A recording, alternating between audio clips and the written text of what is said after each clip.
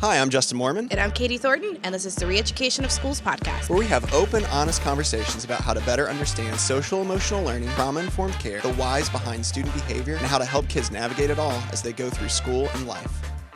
All right, welcome back to our next episode, Love the Way You Lie, Prevalence-Induced Concept Change, which just really rolls off the tongue, quite frankly. You hear it all the time. Everybody's always talking about prevalence-induced concept change. Before we start kind of our new kickoff, right? If you've been enjoying the podcast, man, we really appreciate it. If you like it, if you share it, if you leave a review, that actually is a big deal. Kind of tricks the algorithms. I don't know, tricks them. It's just how they work. They know how they work that way. But it kicks them to where it's easier to find our podcast. It'd be great. We'd love it. Appreciate when you guys do that. So if you'd be so willing, we would love just for you to review it, preferably in a good way. And that would really help us out. So Love the Way You Lie, Prevalence-Induced Concept Change. This was something I stumbled across a little bit ago. I'm not 100% sure even. I don't quite remember how I came across it.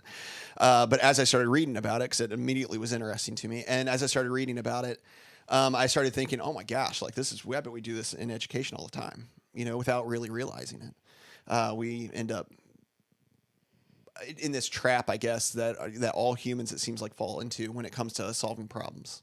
Yeah. Just kind of carried away, Katie. You were saying that you're pretty much going to run this one. So I did look at Justin on this. I said, so you've got this one, right? No, I did read and research about it. I do think it's fascinating. Kind of ties a lot into the unconscious bias, right? Sure. Yeah. It's basically the science behind the unconscious bias, right? Like, why do you perceive those things the way you do? And so we're going to talk a little bit how it's going to impact behavior and decisions in your classroom. But should start by, what is it? Because it was a new vocabulary for me, and I feel like... Yeah, me too. Yeah, so hopefully we're vocabulary expanding today for everybody. It's going to be the new buzzword in education. Should that be like... Because Josh has nothing but time on his hands, I know, but like he'll start putting vocabulary on the screen. Yeah, like that's what you'll start doing. We'll start a new hashtag: Prevalence-Induced Concept Change. It's gonna blow up. It's gonna blow up. Yeah. That's it. All right. So what is it? What is prevalence-induced concept change? You want to answer this? I'll answer it, and then you kind of tie it up. Tie it up nice. Okay. All right. So it's from the co-author Daniel Gilbert explains that as we reduce the prevalence of a problem, such as discrimination, for example, we judge each new behavior to be improved context that we have created. We actually expand our definition of the problem to encompass more subtle variants. So essentially it's your unconscious bias, and you're looking and perceiving the problem, and then you put more things in that category as being the problem because to kind of fulfill the perception that you have. Yeah, and actually specifically as you reduce the initial problem. Yes. Yeah, so it's basically that idea, right? That as a problem is reduced, we naturally expand what we identify as being part of that problem. So one of the quotes that I thought was helpful was also by Daniel Gilbert. And he said, because there were like two kind of main articles we looked at, I think. Maybe you just looked at one. Yeah, you only sent me one. You wanted to be the expert on this. I went with the one that sounded less sciencey because I was getting lost in the more sciencey one. But the one that was a little less sciencey said, like, another way to say this is that solving problems causes us to expand our definitions of them. So when problems become rare, we count more things as problems. So our studies suggest, this is all Daniel Gilbert, our studies suggest that when the world gets better, we become harsher critics of it. And this can actually cause us to mistakenly conclude that it hasn't actually gotten better at all. Progress, it seems, tends to mask itself. So what they basically did is they did these tests. This isn't just like somebody's idea, right?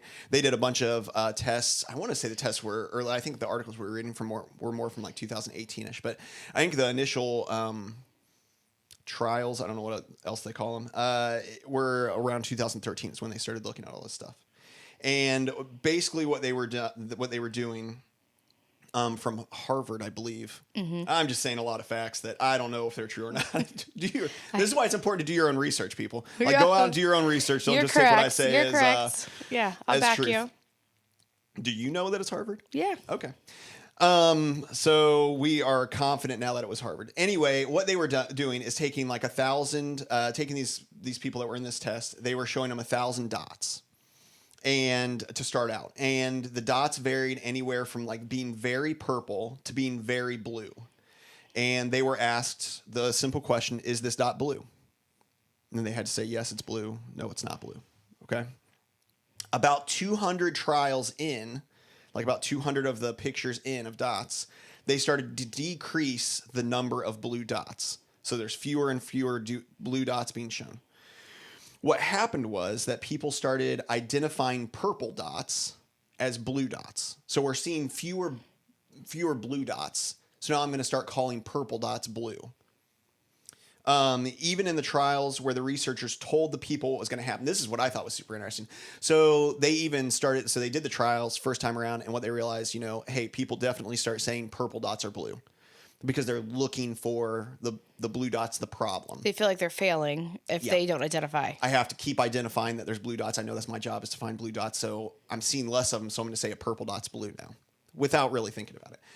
What's crazy to me is, what's like a wild thought to me, is that they started telling people, hey, about 200 trials in, we're going to start showing you fewer blue dots. Then they started saying like, hey, really, really focus in, really don't change your definition of a blue dot, okay? Like really keep it as the same. We don't want it to change what your definition is. And they same results, still started calling purple dots blue. They started offering people money to not change their definition of what a blue dot was. Hey, you do this well. You don't expand your definition of a blue dot. You stick with it there's a monetary incentive. Still couldn't do it. They still continued to over-identify blue dots where there weren't any in the purple dots. And I thought that was pretty crazy.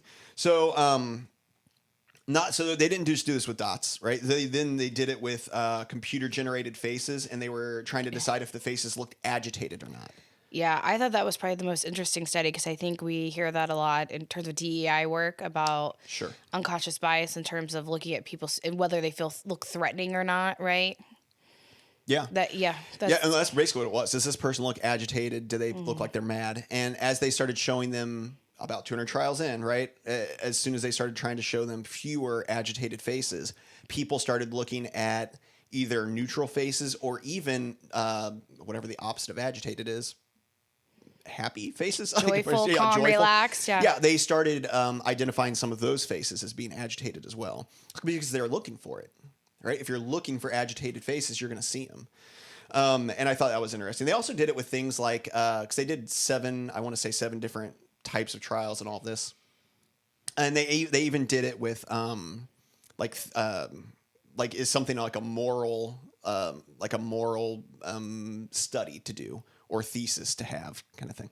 And people started expanding what they thought was immoral.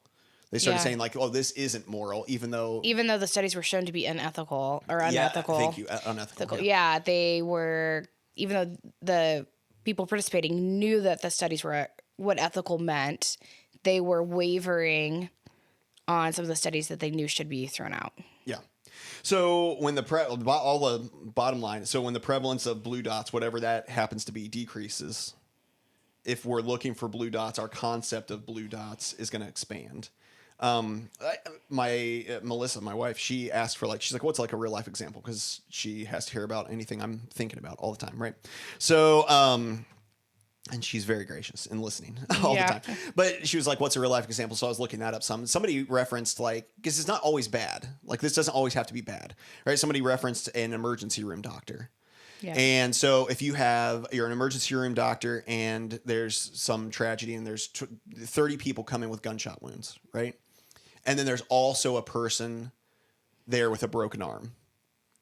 Well, they're going to look around and be like, okay, what registers as an emergency to me is a gunshot wound. That person with a broken arm is not an emergency right now, right?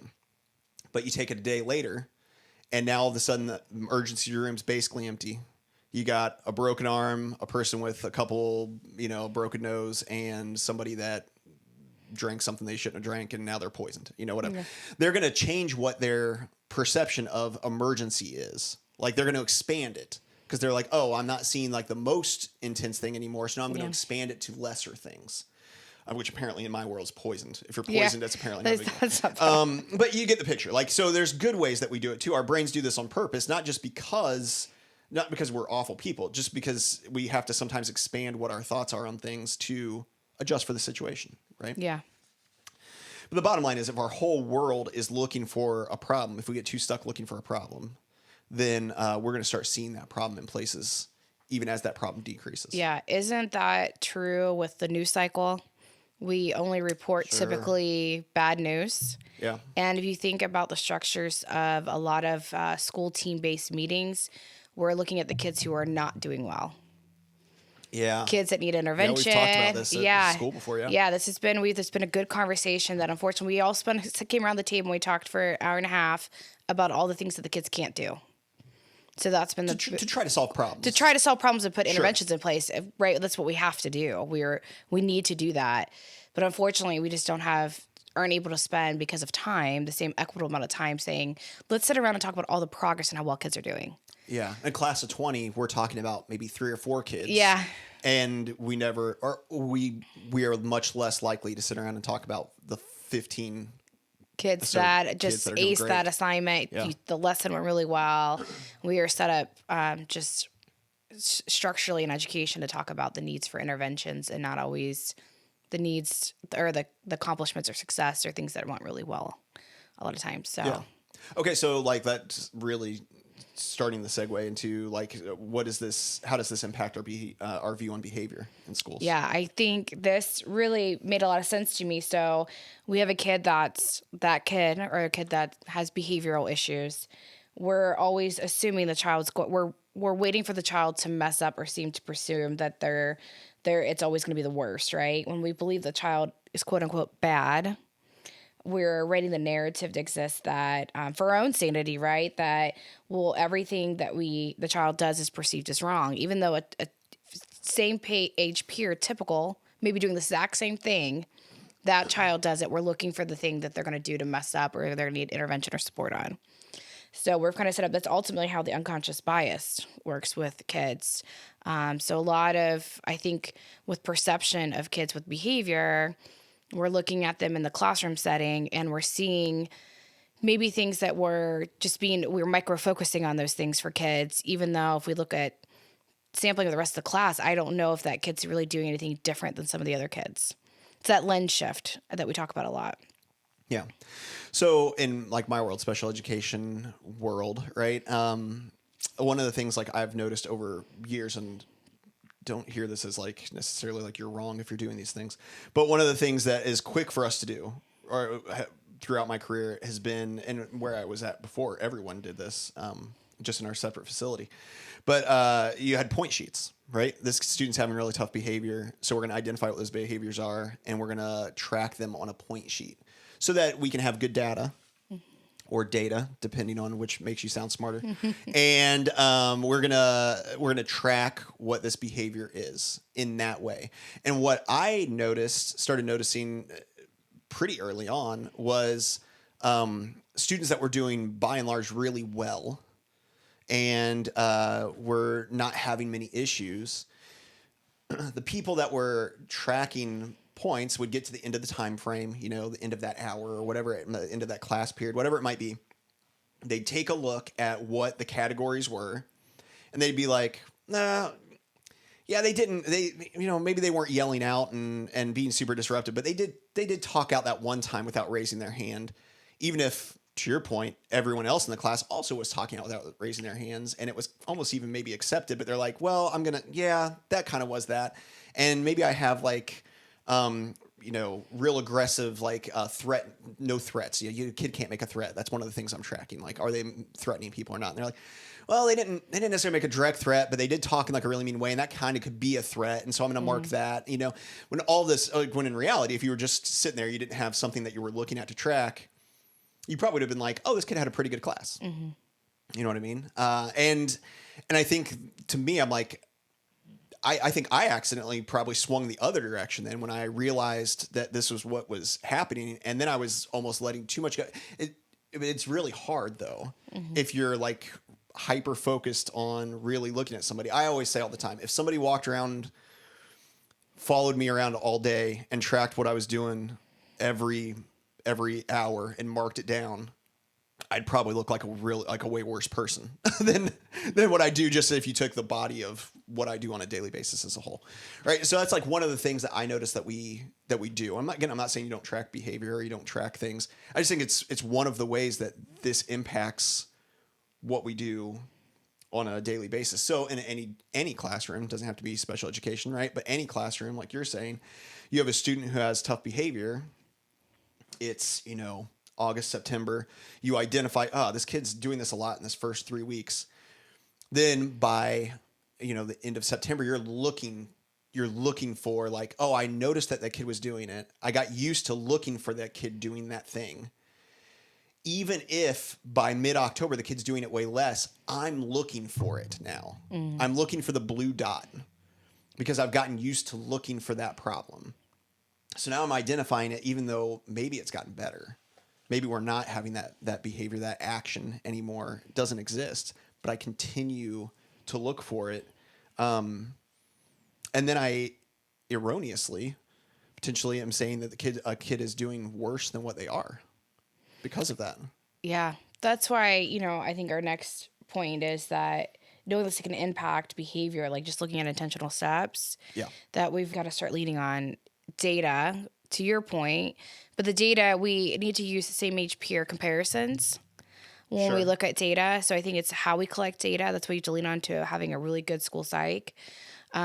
We've got to look at, that's why the trauma-informed FBAs are important, so that we're looking at holistic needs of kids. To Dr. Ross Green's point a lot, it's, okay, the behavior happens, but it's the now what, trying to kind of get up through the collaborative problem solving, and really leaning into making those data, instead of I feel like this is happening a lot, or I'm looking and my perception is it a measurable outcome, so that we're not doing subjective data, to your point, like, how are we defining yelling out? How are we let's get some clinical backing on what we're actually tracking, so that it's not, we can get rid of the subjective part. Yeah. So when you can start really defining, Dr. Ross Green calls it clumped and unclumped behavior. So a lot of times we clump, like they can't walk in the hall. Okay, when are they walking in the hall? What does walking in the hall look like? It's really, a lot of his work is really getting through and defining down to the T the exact problem. And so when we get more specific about behavior, then we can start keeping track of better data to help support, not always looking for a blue dot. Yeah, sure. Well, and I think very much to that point, right? I think part of that comes down to not waiting super long either, not training ourselves to look for that. Not letting ourselves go so long that we're trained to look for that problem without having tried to solve the problem with the student, right? If we identify it's a problem in early August, early September, whatever it is, and then we wait and we're just annoyed by it for the next 5 weeks and we keep looking for it, but we don't do anything about it with the student to try to figure out why it's happening and then to come up with a plan to solve it. The earlier we do those things, the earlier we have those conversations and work on solving the problem with the student, the less likely we are going to be to just constantly be looking for that behavior, I think. Right? So I think actually trying to solve the problem with the student early is going to be a key, instead of letting ourselves become trained to look for the blue dot that the student has, right? Yeah. I think we talk about this a lot on the podcast, but I think for staff, intentional step would be for staff to be aware of their own regulation state. When you are dysregulated in any relationship, you are not looking for someone's best. Sure. You are looking your patience level. Essentially, this is what we talk about with the window of tolerance. You are looking at everyone's misstep and microanalyzing it because you're not regulated to really analyze a situation, whether it's with a kid, with an adult, with your spouse, with a friend, right? You're more hypercritical when you're not regulated yourself. So be mindful of where you're at with the state of mind. So when you are collecting data, and think about how that possibly could be influencing the potential outcome. I have noticed this. I remember when I was pregnant with my first daughter, in my first grade gen ed class, my window of tolerance was, I was not in that green, ready to go, right? So I probably was more hypercritical on some students that I shouldn't have been. I think I've talked about this before, and I felt really bad, but I was looking for the blue dot all the time. And so I think be mindful about where you're at, and then have a team around you to kind of, so it's not just your decision-making influencing. This is why we have lots of team members come in and analyze to kind of keep that unconscious bias variance out of the mix when we're making behavioral decisions. Yeah. I like that point for sure about the team, because what the study ultimately tells us is, and what Daniel, whatever, I forget his name already. But Gilbert. Daniel Gilbert. Gilbert. If you want to come be on the podcast, let us know. Hey. But what ultimately they say is, like, they don't know.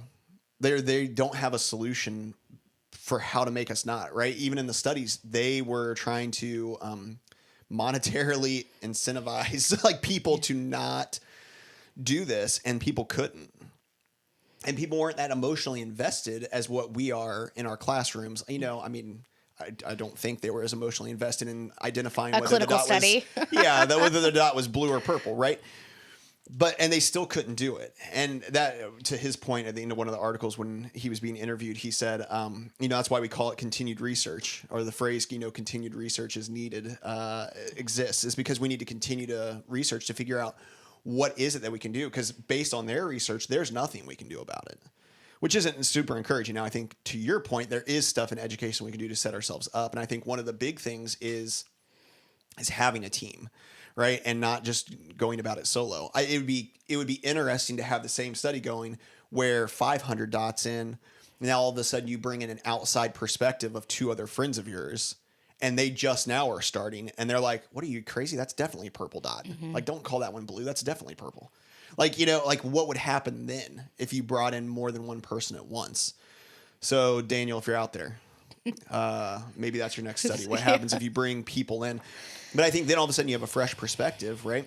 It's also why, and we talk about this frequently, like teachers, gen ed teachers for sure, you can feel like you're on an island, like a deserted island on your own in your classroom. Like, this is just, it's your place. You can feel like everything, that's happening inside those four walls is everything that's happening in the world is inside your classroom. It can be easy for it to feel that way. And so if it's just you and you're just trying to make the decisions and you're just trying to identify the things, that's incredibly difficult. And that's why we also talk about like real-time assistance for people that are working with students with tough behavior, is not just always talking about it afterwards. I mean, there's obvious value in that, and not just hearing about it written on a report or written down as a note or having a kid sent to the office. But it's actually having somebody in there with teacher in real time, working with them on how to identify stuff or helping them identify from a fresh perspective what's going on. Modeling coaching. How powerful is modeling coaching? Yeah, all those things, right? So if we're on our own, what this study to me says, if we're on our own, we are going to fail at this. Like we don't know how to make our brains not do this, no matter what we do. And so we can't do it on our own. It's a good point to me as to why we're not supposed to be isolated, individuals, but like we're supposed to be in relationship with people, and we're supposed to do things in relationship with people. And I think kids benefit from that in any number of ways that have nothing to do with this. But I think this is another way that kids benefit from us as adults, as the staff working collaboratively and not just being on islands or secluded on our own in our own little rooms all the time. Yeah, that collective care, we know there's power in terms of regulation, reasoning, all of that helps when you have others with you. Okay, so let's say you have a colleague that's kind of stuck in this loop, or if you're listening to this right now and you're like, oh crap, like I'm stuck in this loop. Like I think I'm probably doing this. Yeah, and if you're a teacher right now in America, I would put myself back in the classroom for all the years I've done it. I did this every year.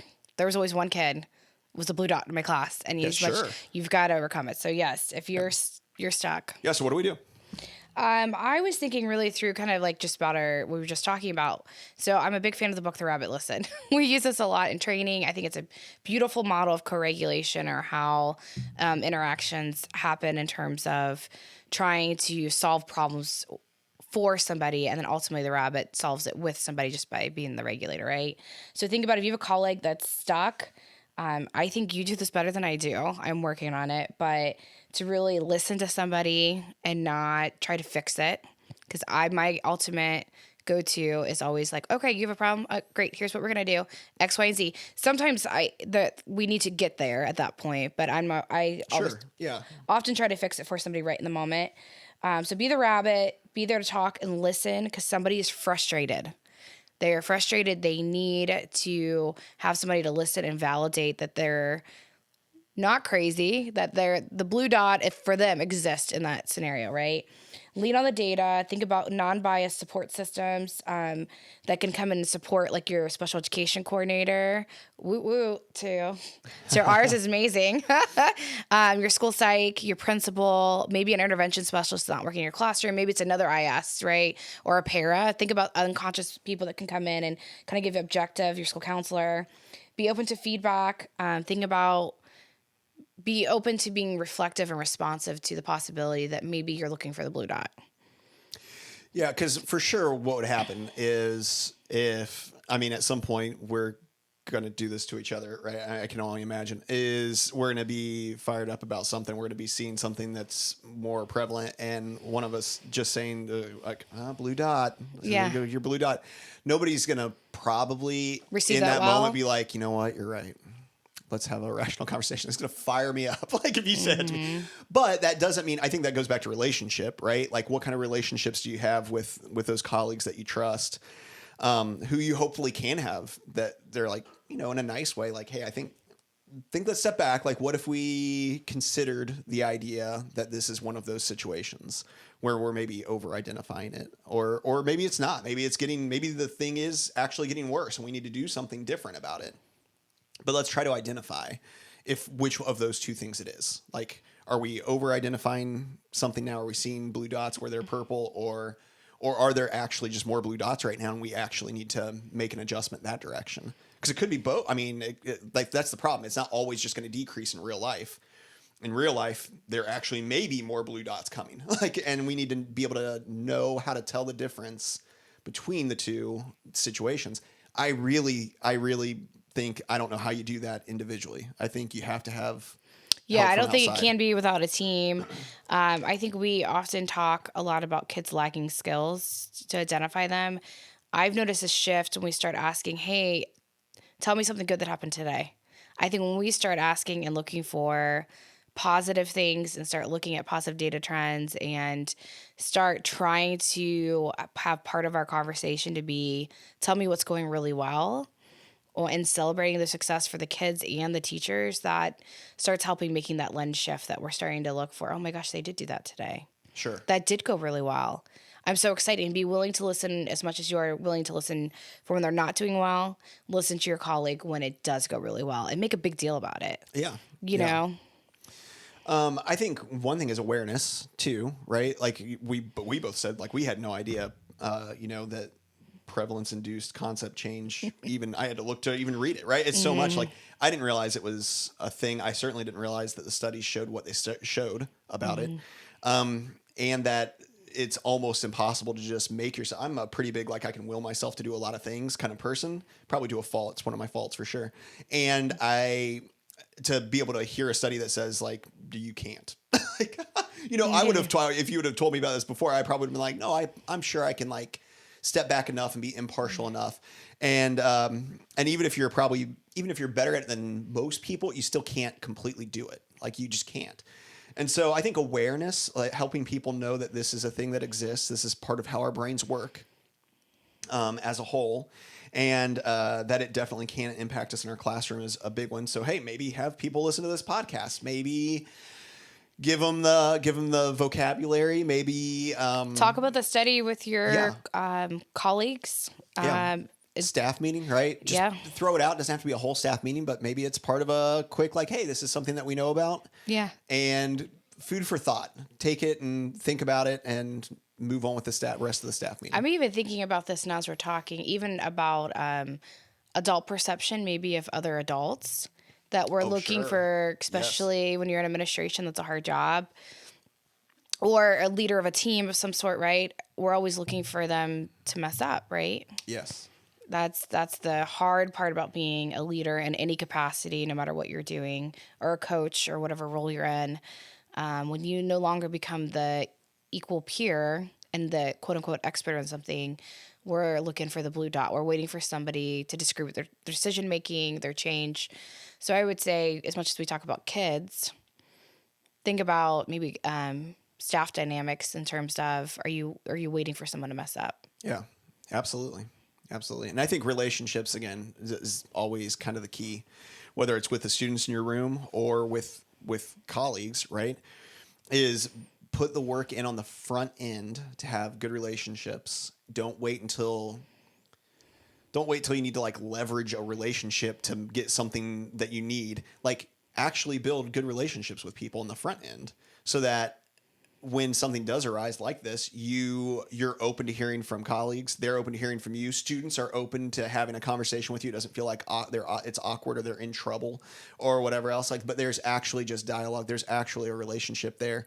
So work on that on the front end, I think, is always that never hurts us. That never builds your relational currency, right? Yeah, absolutely, So absolutely. you can cash in.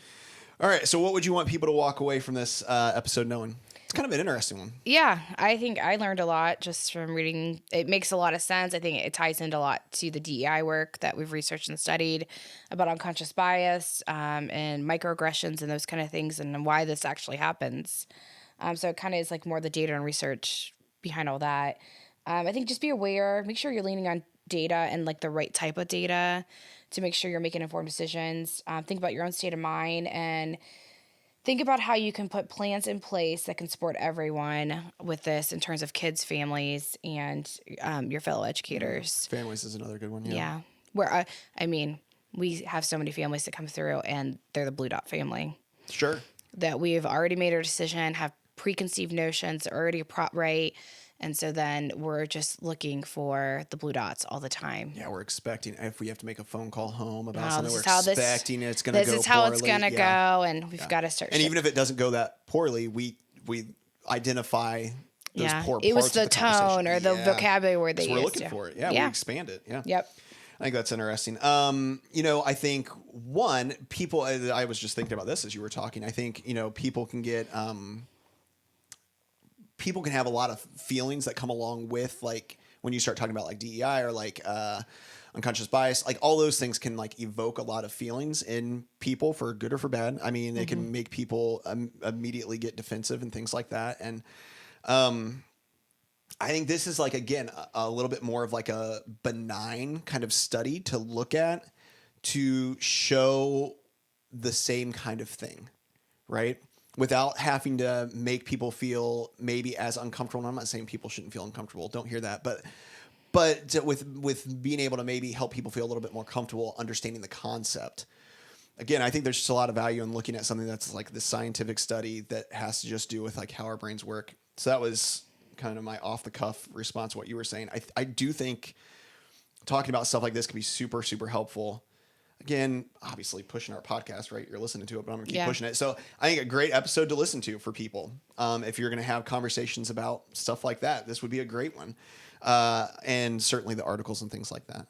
I think that awareness that's really what it comes down to for me is like awareness is key. Like hopefully be aware that this is a thing and start looking for it in your own life not just in your classroom with behavior, but in all aspects of your life. Where are you doing this?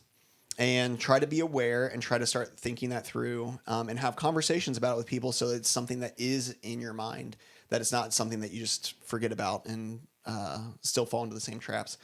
Second, has nothing to do specifically with this, but I think it's just important, and I kind of harp on this a lot too, I think, but for good reason, I like to believe. I think it's super important that in education, keep educating yourself and keep learning about things that aren't just about education, right? This study wasn't an education study. It wasn't a study about schools. It wasn't marketed towards, hey, in schools, you should think about this and do this. But I think as we read about it, we're like, holy cow, like this definitely applies to a bunch of stuff. let yourself not get so stuck inside just the world of education that all you ever look at is things in education or that are put out specifically for people in education. I say that as somebody that's putting out content right now for people in education, but understand, like, there is so much value in looking at all kinds of things, learning in all kinds of ways. And then just recently we were in a place, somebody was talking about beekeeping, right? And then they applied it to the situation. Like, take the things that you learn and that you enjoy and that you learn about in your own personal life that are your hobbies and that are your joys, and then find ways to apply that to how you work every day. I think there's a lot of value in that, and I think it keeps you from getting too bogged down just in education world. Yeah, because ultimately we're a human science business. Yeah, sure. It's the human experience that it's not so much, it's the art of teaching, right? Yeah. It's the people part. Yeah. That's what it is. Well, thank you guys for joining us. Hopefully you learned something today. I think I did. I mean, we're even real time. Look at that. You're real time. You're hearing like us kind of think more deeply about this and be like, oh, it could actually apply in this way, or it could mean this too. We always love that you guys join in the conversation. We are increasingly getting questions. Continue to be patient with us. Remember, we're also currently, at the time this is recording, we're at the end of our school year, right? Yeah. Just testing. We're trying to get everything done. Yeah. Sometimes we're a little bit slower than what we'd like to be on response to you. Don't take offense to that. Hopefully, give us a little bit of grace in that. But keep sending us questions. Keep sending us comments. We love hearing those things. Share this again. If you've found value in this podcast at all, whether it's this episode or others, leave a review. We'd love that. And let's just go out there and do the work. Yeah, let's go do it.